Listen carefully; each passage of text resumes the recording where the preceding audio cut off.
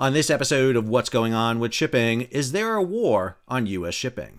I'm your host, Sal Mercogliano. Welcome to today's episode. So I always very clear when I have a bias, and one of my biases is toward U.S. shipping. I do believe that the U.S.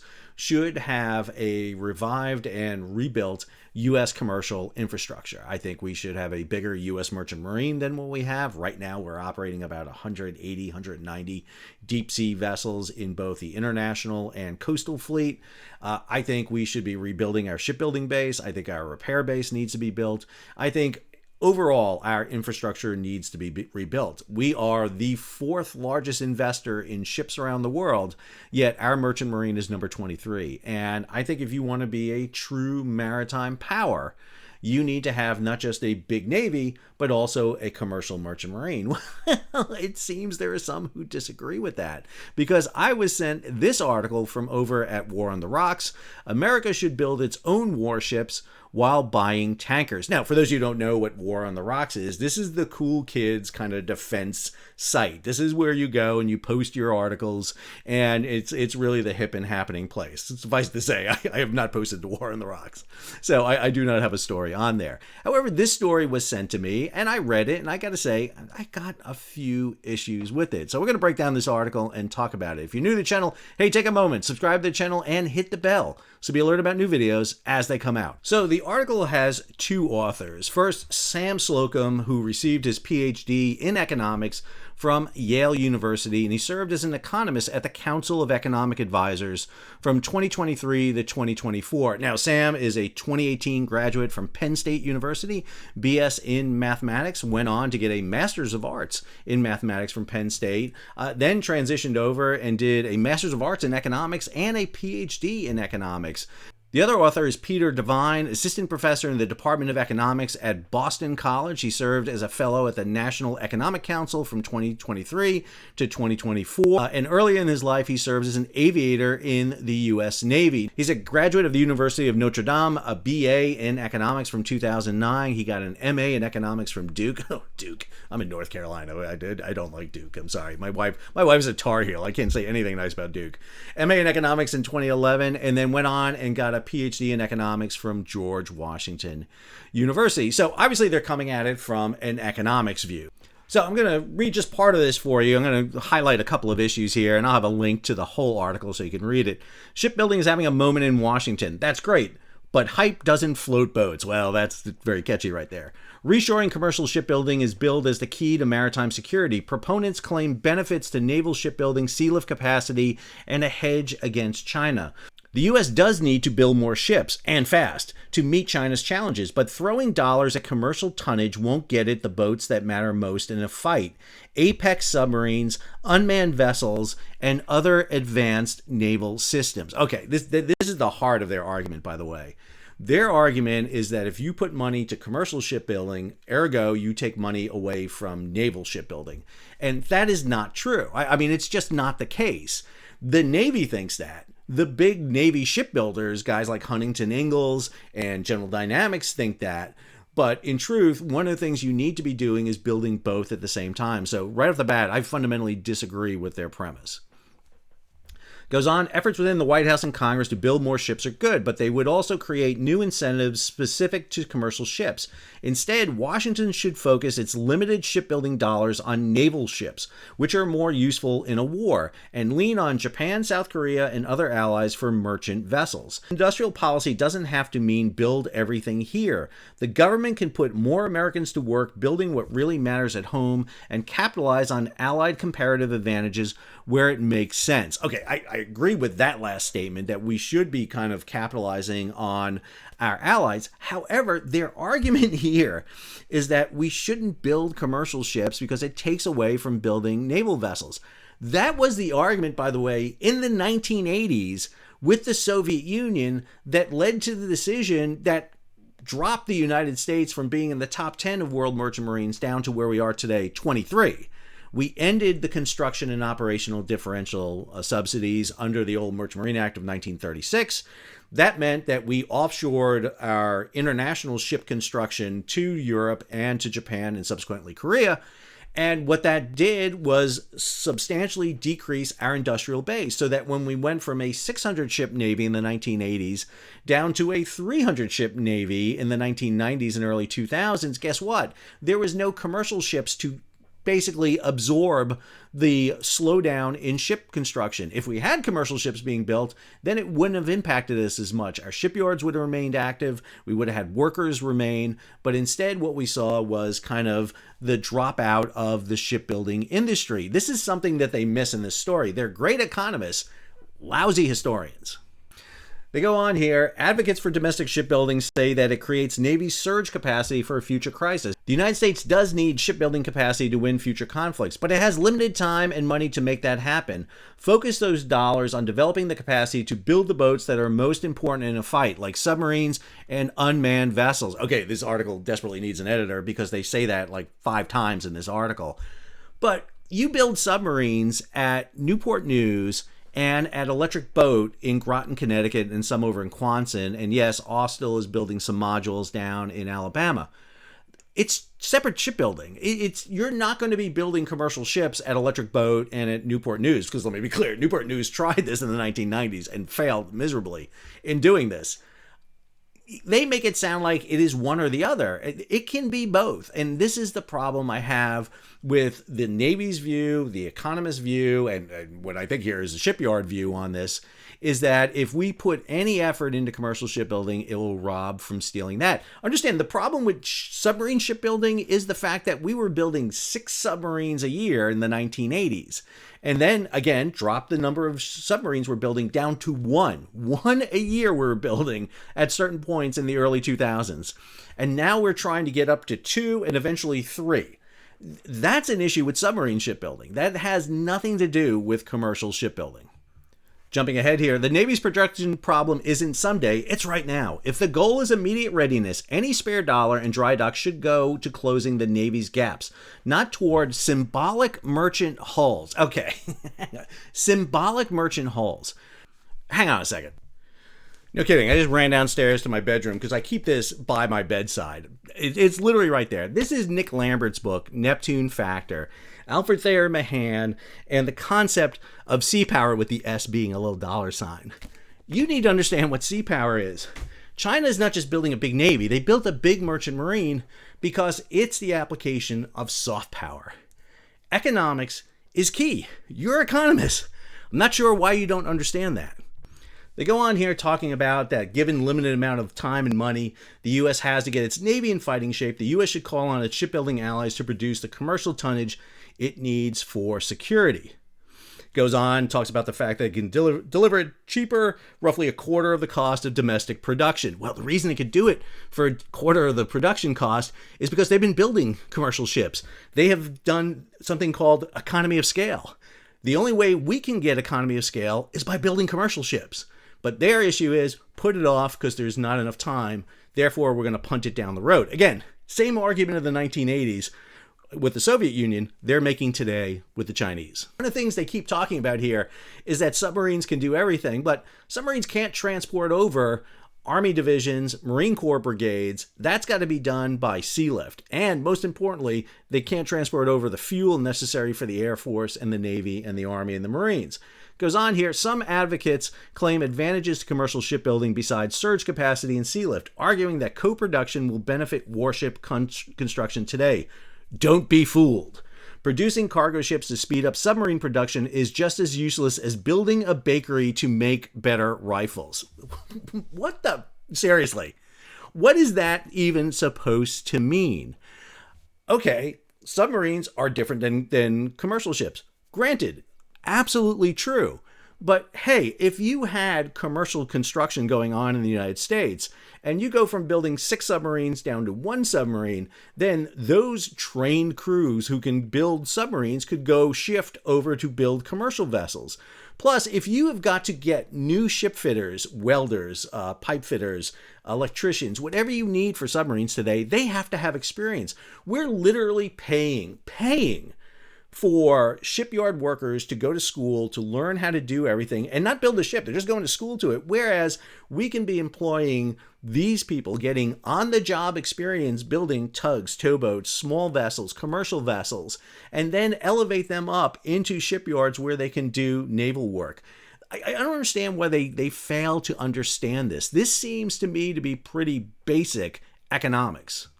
Now, they do mention this in the narrow areas where the two do overlap, such as the mutual need for skilled tradesmen. Commercial and naval builds will compete for resources in the short run. That is a key one right there. If you listen to the big shipyards, that's what they talk about. Hang on, there's a small pool of workers out there that we can draw from.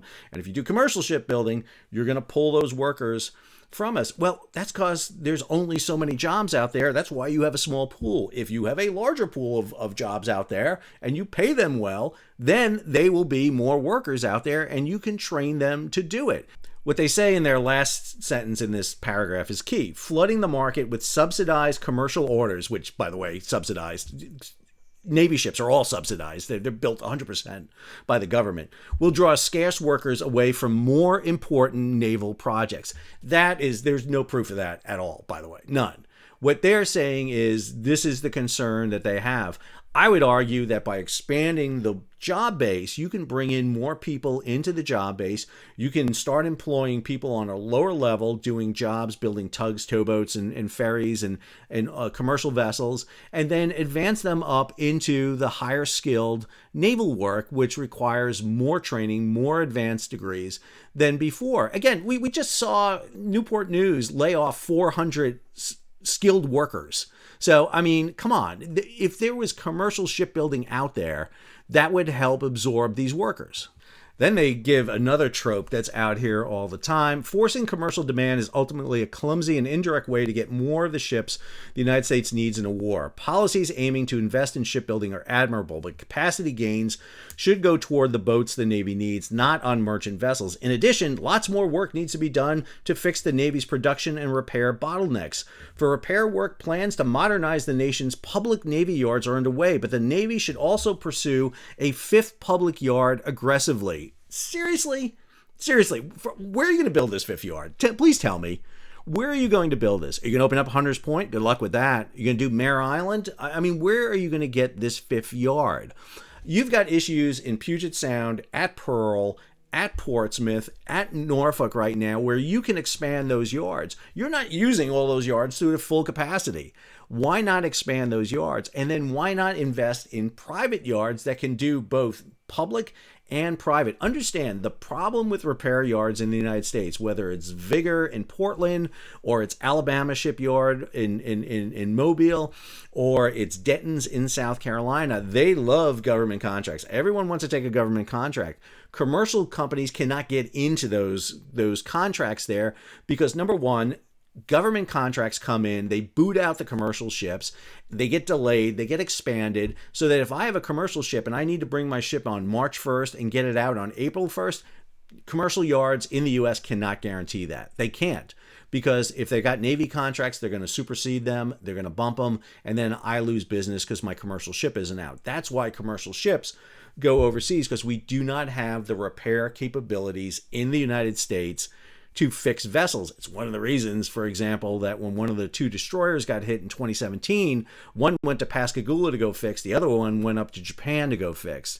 It's another reason we're seeing ships being repaired overseas. Yes, that improves our capability to have forward repair work done in India and Korea. It's also not a great idea to have repair work done in Korea if you're going to war with China. It's kind of close. You really want that repair capacity back in the United States. Then they talk about the risk of economic coercion in commercial shipping is overstated. This concern isn't unfounded, just massively overstated. China could try to restrict new shipbuilding or who those ships are sold to, but given the 30-year lifespan of merchant ships, they're not 30 years, it's roughly around 15 to 20 years now, that is like threatening to charge at someone with a steamroller. They love their analogies in this essay. It'll work, but only if nobody moves for a really long time. Okay, we're going Austin Powers here, obviously. Lithium or medicine, the world doesn't run out of them overnight, which means Japanese and Korean yards would have time to adjust supply accordingly. Yeah, except for the fact that they're right next to China. Korea has, I don't know, North Korea to the north that it has to worry about. Japan, are we 100% Japan's going to be with us all the time? I mean, this is banking on having shipbuilding and repair capabilities literally within the missile envelope of China. This is like in World War II, banking and putting all your repair facilities in Manila, in 1941. Probably not the best idea when you're right there next to the enemy. Chinese firms could also refuse to carry U.S. or allied cargo. Here, the issue is who owns vessels, not necessarily who produces them. By one measure, China owns 12.2% of the global commercial fleet, but compare that to Greece's 17.6% and Japan's 10.9%. Because merchant ships are interchangeable and ownership is diffuse, non-Chinese operators would step in long before severe impacts were felt by the Americans. With robust Japanese and South Korean shipyards in place, there's no need to duplicate an entire shipbuilding industry from scratch just to blunt a marginal Chinese advantage. A marginal Chinese advantage. The Chinese Overseas Shipping Company is the largest shipping firm in the world. I mean, it's the largest in the world. It's not marginal by any means. It's over 1,400 ships. Again, we have 180. Just one shipping firm has 1,400 in China. And ownership, I mean, I can't even tell you how much I don't think they understand shipping here in many ways. So number one, if there is a conflict, we would have to go out and buy ships on the open market. Okay, you can do that. You can definitely buy ships on the open market, but they got to be willing to sell them to you. We can seize ships on the open market, but what do we do with seized ships? We need crews for them, which we don't have because we're prioritizing submarines and unmanned vessels here. We don't have the repair facilities to fix them in case they get sabotaged, as like what happened in World War I with the German merchant marine in U.S. ports. Again, it's sounds good, makes perfect sense for a War on the Rocks article, but in its application, I think it comes up short. All right, let me go to the conclusion here. As Undersecretary of Defense for Policy Elbridge Colby has argued, American power has limits. The U.S. should lean on allies to help contain China geopolitically, but also geoeconomically. The U.S. cannot single-handedly outbuild Beijing everywhere, and it would be foolish to try. In areas like critical minerals where China holds true monopolies, intervention is necessary. However, in commercial shipbuilding, where allies are world leaders, it's just wasteful. Onshoring commercial production would be a costly symbol masquerading as strategy. Ignore the symbolism. Focus on substance. Let allies build the merchant ships. America will build the submarines. That's how to meet China at sea and win. And I can't disagree with that more. I'm sorry. That would be true if you get into the full World War III scenario in the Pacific with victory in the Pacific. However, if you want to compete against China economically, which these two are economists, I think they would understand this, you need to start getting U.S. involvement in these trade sectors. Understand, over the past 2 years, China has increased its percentage of building the world's fleet by 16%. In the same 2 years, Japan and Korea went down by 16%. Japan and Korea are going down. We should help Japan and Korea, but at the same time, we should help ourselves by spurring up commercial ship construction. We build the best naval vessels in the world. We can build commercial ships. We've done it in the past. We can do it again. I know people are going to scream, it'll be more expensive, it'll be more costly. Well, the U.S. is the fourth largest investor in global shipping around the world. He left that out of this issue too. How do we get that U.S. investment over into U.S. shipping? We don't need the government to do everything. Part of my talk the other day up at Congress was this. How do we get U.S., how do we get the Wall Street, how do we get corporate investment into U.S. ships? That's what we need to be done. And the fact that they make this, a scale, one or the other, it's either submarines or commercial ships, is completely wrong. It needs to be both. Understand what allowed the World War II fleet to be built, the two-ocean navy that included a massive submarine fleet, including hundreds of Gato and Baleo-class fleet boats during World War II, was the fact that we passed the Merchant Marine Act of 1936 that fired up U.S. commercial ship construction to build 500 ships over 10 years. That provided the shipbuilding incentive and the base so that you could pass the Navy Act of 1938, the Two-Ocean Navy Act of 1940, and then when we did get into war, the emergency ship constructions could be done to mass produce Liberty ships, Victory ships, cruisers, destroyers, destroyer escorts, transport vessels, the whole slew of auxiliary ships that were basically U.S. Maritime Commission civilian ships that were turned over into Navy vessels, which they tend to kind of poo-poo in this essay. So I don't mean to be harsh, but if you're going to sit there and put out an article and talk about it, you need to look at all sides of it. Now, do I have a bias? Of course I have a bias. I want to see the building of commercial ships. I also want to see the building of submarines. I have nothing against the building of submarines. I think the issue that they're trying to do is, listen, our Navy is declining. It's not building up fast enough, and any diversion takes away from that. And I 100% disagree with that. I think that what we need to be doing is not just looking at 2027, 2030. We need to be thinking about 2040, 2050 down the road. And that's the problem, is this is short-sighted, in my opinion, and it's not looking at the long-range plans. That's what China set out to do in the 1990s. In 1999, they were building 5% of the world's ocean fleet. In 2024, they built 53%. They're on track to build 61%.